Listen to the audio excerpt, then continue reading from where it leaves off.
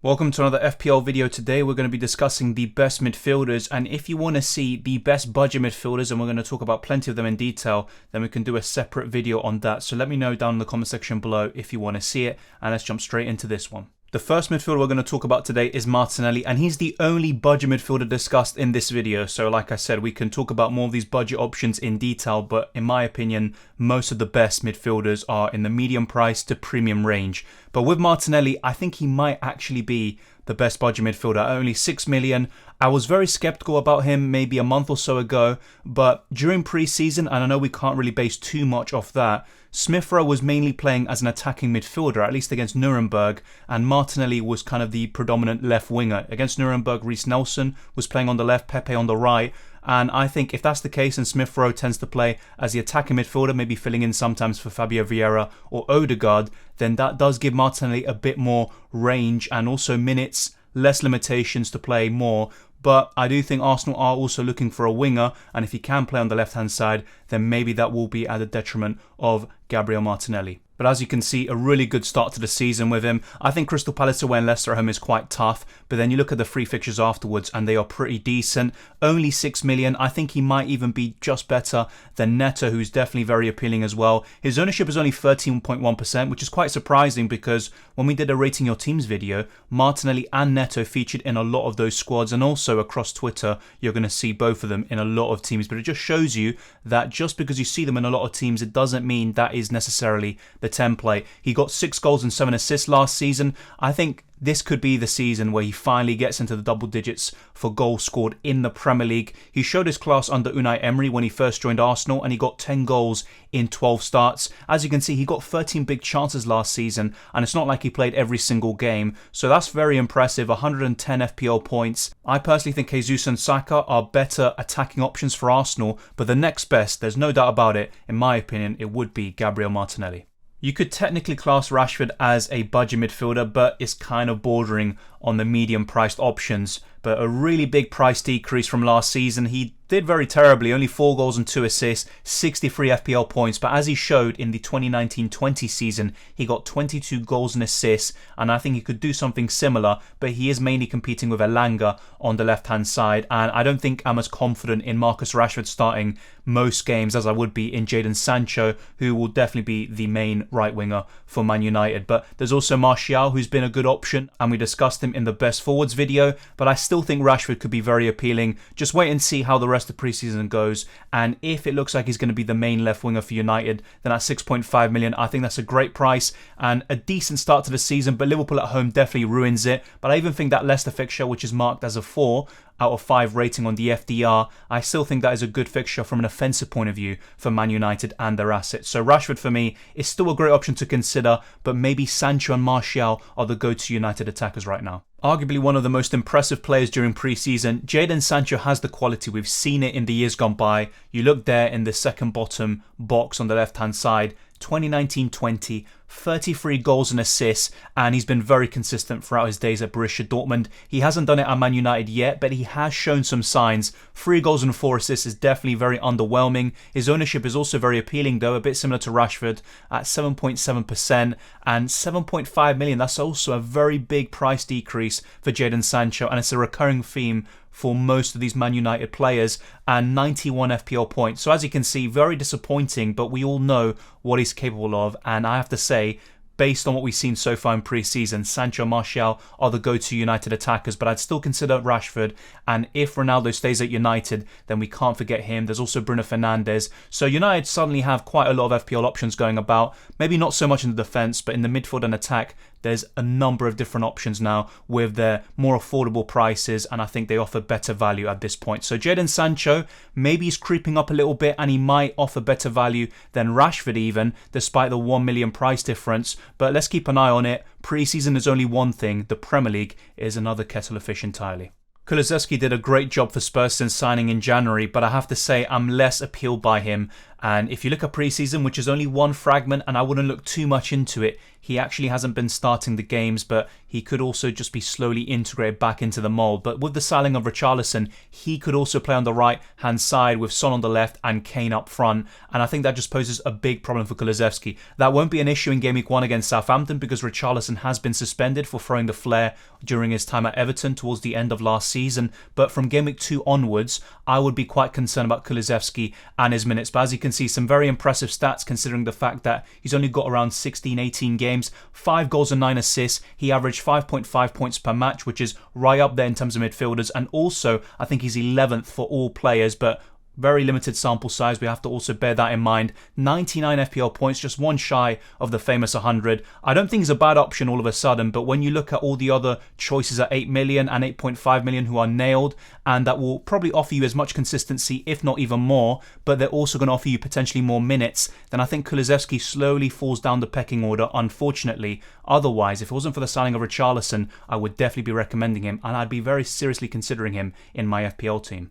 At the end of this video, what I'm going to do, since there's so many 8 million and 8.5 million options to discuss, I'm going to narrow it down and give you my top 3 in the medium price bracket, and I'll be explaining my reasons why at the very end of this video. And if you enjoy it, be sure to smash the like button and let's get this video to 200 likes. It'd be much appreciated. But we have Bukayo Saka up next. I like his ownership, only 16.8%, and I think a large part of that is because of the signing of Gabriel Jesus. Otherwise, we could be looking at maybe Saka being around 30% owned. 11 goals and 9 assists, a huge increase from the seasons before. 72 shots inside the box is the key stat that I've highlighted there. I really like that. He's got good shot volume, a lot of them inside the box, good quality chances. The stats such as the XG and the XA are matching with the goal output, and 179 FPL points last season. So I'll be very honest, I was very surprised with what he did in the last campaign. Will he do something similar this season? Maybe, but I don't expect him to improve so much in terms of goals or assists. I could be completely wrong about that, but I think him and Jesus could form a very nice partnership.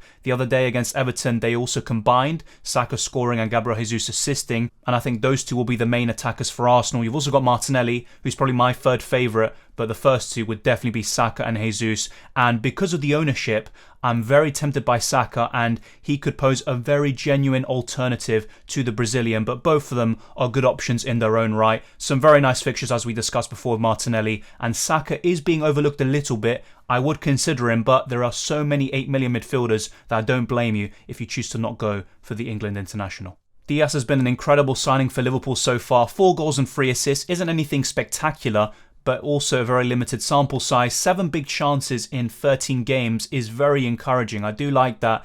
Only 64 FPL points, but obviously he did sign in January. A bit similar to Kolaszewski, who actually scored a significant number of points more, but I think the minutes were also higher in that regard. 30.8% ownership. He's a very popular option and with good reason, but I'd actually rather spend that money on Robertson, and you actually save $1 million, and you can spend that extra 1 million on another position in your team. Now, Diaz is a good option, and a lot of us were thinking he'd be 8.5 to 9.5 million in terms of price. So 8 million is definitely a really good one, but I would consider some other options who I think will probably outscore him at the end of the season. But that's not to say he's a bad choice by any stretch of the imagination, and his impact goes far beyond the goals and assists, and that's why he's been one of the best signings of the last year. But in terms of an FPL option at that price, I think there might be better, and for that, I don't know if I'm going to be going for Diaz from Game Week 1. Foden is another player who's being overlooked, and even more so than Bukayo Saka. Only 7.5% ownership. He got 9 goals and 6 assists. He won the Young Player of the Year award, and 12 big chances as well as 12 big chances created. Some very nice stats for Phil Foden, and it's not like he played an insane number of minutes, but that is also an issue, and I think he'll probably get a few more this time round. It's kind of been a gradual progression for him, you know, coming off the bench from time to time a few seasons ago and then starting to get more starts, and now he is a really big component of that City attack. But there is still going to be a bit of rotation there on the left-hand side with Grealish, and there's going to be a few others, but with the departure of Sterling, that might open the door a little bit more in a way, and Foden can also play as a false 9, but with the signing of Haaland and Alvarez, that's probably going to be a lot less likely from now on. 137 FPL points, 2 more than Riyad Mahrez, for example, but there was also a notable difference in terms of minutes, and we'll be talking about Mahrez very soon as well. But really nice fixtures, not just for the first 5 game weeks, but also beyond that, even for the first 10, City ranked top on the Fantasy Football Hub fixture ticker. West Ham away is a bit tricky, but Bournemouth at home, Newcastle away, and those 2 home fixtures after that are very encouraging. So Phil Foden for me is a good choice, but I think there might be better options in that City midfield potentially, but it also depends on how City line up and who the main right winger is. I believe it will be Riyad Mahrez this season, but let's wait and see. He is going to be competing once again, as I've said in my last few videos, with Cole Palmer and Alvarez potentially on the right-hand side. But you'd expect him to be that main right winger for City, even in the Premier League, which he hasn't really been in the last couple of seasons. He's been saved mainly for the Champions League. 11 goals and 7 assists with the limited minutes is very impressive, I have to say that. And in the 2017-18 season, as you can see, when he got almost 3,000 minutes, he scored 195 FPL points, not to mention the title-winning season with Leicester in 2015-16, when Mahrez scored an insane number of points and was one of the best FPL options of all time in that campaign. 135 FPL points, as I discussed in the last kind of section there, with Phil Foden only 2 fewer than his fellow winger, but also playing around 500 to 600 minutes less. Mahrez, if he is that main right winger and plays in the Premier League pretty much every single game, I have to say he's probably one of my favourite 8 million midfielders, to be honest. And he is in my current draft. Will that remain the same? I'm not so sure, but I want to see if he gets some minutes in pre-season and how Pep kind of lines up in terms of the best 11 for Manchester City. That would be very nice. The Community Shield as well, the final against Liverpool, will also give us an insight, but Mahrez could be insane value at only 8 million. Mount quietly had another good season with 11 goals and 11 assists, a personal best for him, 169 FPL points. He didn't get that many minutes, and if you compare it in terms of points per minute, he is actually superior to the likes of Saka, who had a very good season by his standards. Some decent fixtures to kickstart the season, but Everton away is quite tough for Chelsea. They've got a poor record at Goodison Park in recent years. Now, that may not be the case this season, but it's something to bear in mind when making these decisions. You've also got Tottenham at home in Game Week 2, which for me probably should be marked a little bit more difficult in the FPL website. Leeds away, Leicester at home and Southampton away, though, are great fixtures. So the likes of Mount, Chilwell, Reece James are definitely the most appealing that they have to offer, but there's also some new signings that could spice things up a little bit, and 10 big chances created for Mason Mount is highly impressive stuff, and I have to say his ownership is very appealing. Normally he's around 20% owned or maybe even higher, but at only 9.4% he has a nice differential, and I have talked about him in previous videos such as the best differentials team. Very similar to Mason Mount, Madison was heavily overlooked because he got 12 goals and 11 assists and not that many people actually noticed. More points than Bukayo Saka with 181 and 24 bonus points, the same as Jamie Vardy, who we discussed in the best forwards. Very good stuff for the minutes he played, and imagine if he can stay fit throughout the whole season and if he can start most of these games, because Brendan Rodgers can be a bit, let's say, jarring with the rotation. I think Madison could be even better and maybe even hit the 200 plus point mark like Jarrod Bowen did. I have to say Madison is highly underrated as an FPL option, and he can go on a long streak of 5 to 10 games just constantly delivering those returns. But the main problem with Leicester assets, including James Maddison, is the fixtures. You've got Arsenal away, Chelsea away and Man United at home. Yes, Leicester can do very well and Maddison can score or assist in all of those matches, but you would expect the ceiling to be lower for the most part compared to the Brentford and Southampton at home fixtures. But I have to say those two in particular make them stand out, and in those particular game weeks Leicester assets like Vardy and Maddison could go absolutely crazy. I think Maddison could be one of the very best 8 million midfielders, but to start game week 1 maybe not so. That's the key difference. Maddison's probably one of the best from game weeks 1 to 38,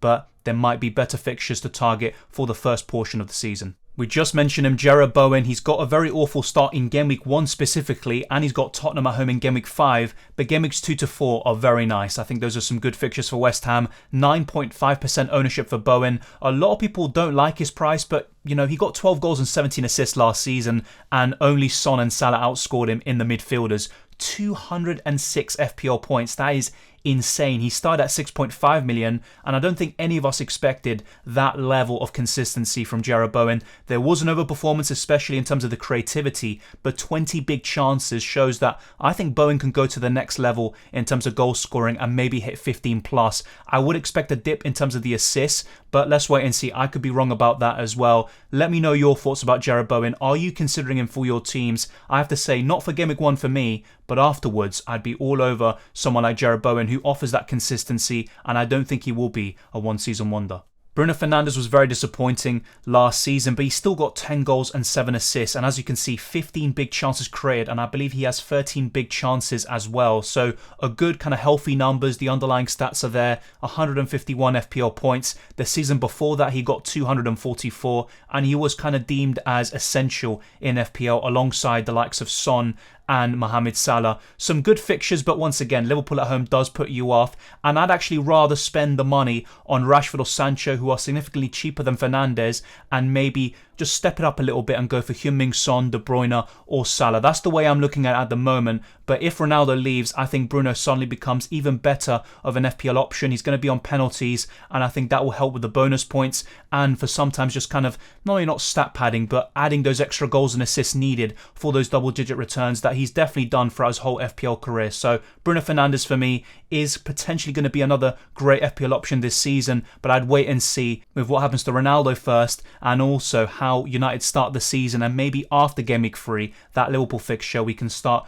going for someone like Bruno Fernandes and taking a risk with that kind of steep price point at 10 million. Sterling signing for Chelsea makes him another FPL option to consider. At City, I just wouldn't have gone for it because he's only good for specific game weeks and not for a prolonged period of time, and you don't really want to be kind of chopping and changing your premiums or kind of 10 million assets like Sterling too much. But as you can see, 7.2% ownership. I'd expect that to increase before we begin this season. 13 goals and 7 assists, very nice stuff. 25 big chances. Maybe you won't get that many at Chelsea, but I'd expect them still to get a healthy amount because he's probably going to be the main man now in that attack, and 163 FPL points, and he's got multiple 200 plus point FPL seasons. Some decent fixtures, as we said. I really like them from game week 3 onwards, so maybe what you could start doing from game week 3 onwards is going for someone like Sterling or Bruno Fernandes and taking more risks to kind of diverge from the template. But I have to say Sterling is definitely appealing once again. Is he going to be on penalties? Maybe not, but he also could potentially be one of the first in line for that,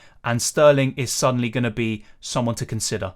De Bruyne is always on the radar as an FPL option, but I think with the signing of Haaland, you've also got that 12 million price point. That's going to put a lot of us off the Belgian, despite him arguably being the best player in the Premier League. His ownership is very nice, 14.3%, 15 goals and 8 assists, 196 FPL points, and he scored the most bonus points of any player with 33. I think the closest was Trent Alexander-Arnold with 32. Some good fixtures to kickstart the season, and I think we have to consider De Bruyne at some stage of the season, but I have to admit, Son and Salah are ahead in the pecking order, and I would rather spend that money on those two assets. And you've also got Harry Kane at 11.5 million in the attack, who will probably score a similar amount to Kevin De Bruyne, if not even more. If De Bruyne can stay injury free, then I could see him easily scoring more than 200 FPL points. Let's wait and see with that one, and I think the assists will increase a lot more, and he's going to get potentially double digits in terms of goals and assists for the first time since the 2019-20 season, where he had an absolutely ridiculous campaign. I can see him maybe doing something similar to that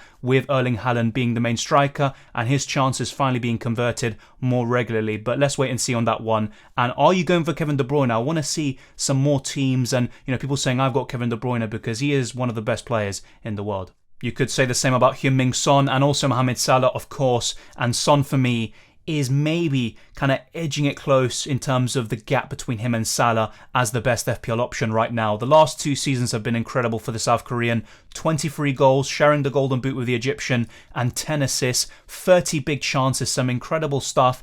And I'd expect him to do something similar, get 20 plus goals once again, and maybe get double-digit assists as well, at least FPL assists, which is what we're counting. 26.7% ownership, isn't as lowly owned as Kevin De Bruyne, Harry Kane, and a few other premiums we've discussed in this video, and many others, but Heung-min Son still has pretty appealing ownership when you consider the fact that Salah is over double that, and most people are going for him and not going for Son. If you can find a way to get both of them, that's great, but then it's very difficult to fit in Haaland or Harry Kane up front, as well as the defensive line that most of us are going for. Chelsea away in Game Week 2 definitely puts me off, but I like all the other fixtures, and I still think Son could score against his London rivals, and Son has been one of the best wingers in the world. His conversion rate is insane, but he still has some decent XG and XA numbers. They're not as good as Harry Kane's, but what he does do is deliver those points, and I still think, despite being 0.5 million more expensive than Harry Kane, I still think he's a better FPL option and offers better value than his partner in crime. There's one constant in FPL, and that's Salah scoring points and being pretty much always in the top 3 every season, and arguably even first. 58.2% ownership is obviously not great. It's more of a protective inclusion in your team and you don't gain too much, but also you have to think of it in the way that if you go without Salah and probably Heung-min Son, who's the only one who I think could cover the Egyptian, then you're probably going to lose out on a lot of rank. So Salah for me is just a safe pick, and the way that Fulham played the other day in pre-season, they were 3-0 down, I think at half-time.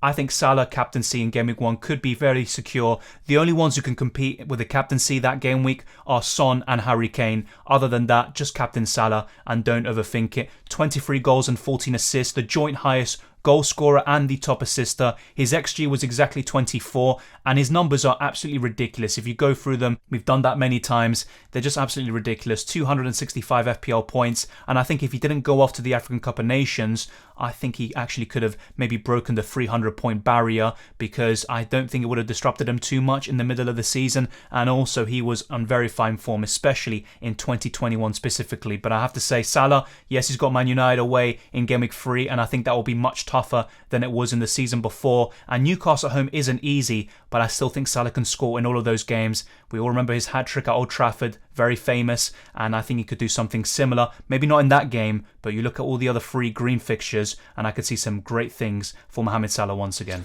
So we are kind of back to the mid-price options that we promised at the beginning of this video, and if I had to kind of highlight 3 options, it would be Jarrod Bowen, James Maddison and Riyad Mahrez, but there's a lot of ifs and buts with that one, because Bowen, I'd expect him to be fit for most of the campaign and I don't really have any issues with him, but with James Maddison, he has suffered with a lot of injuries recently and I think that could maybe disrupt him, and he might have an injury that takes him out for a month or maybe a couple of weeks, and that will disrupt his rhythm as well. And then with Riyad Mahrez, is he going to be the main right winger in the Premier League? Now, if the answers to all of those are yes, and Maddison and Mahrez play, let's say 3,000 minutes or more, which is unlikely, but still possible, then I think those two are even better than Saka, Mason Mount, who is still very close to them, by the way, and Luis Diaz. I think those two would be even better. And Jarrod Bowen, despite being 0.5 million more expensive than all of these options I've just discussed, I still think he's worth it, and I could see him scoring 15 plus goals and maybe getting 25 plus goal contributions. So those 3 for me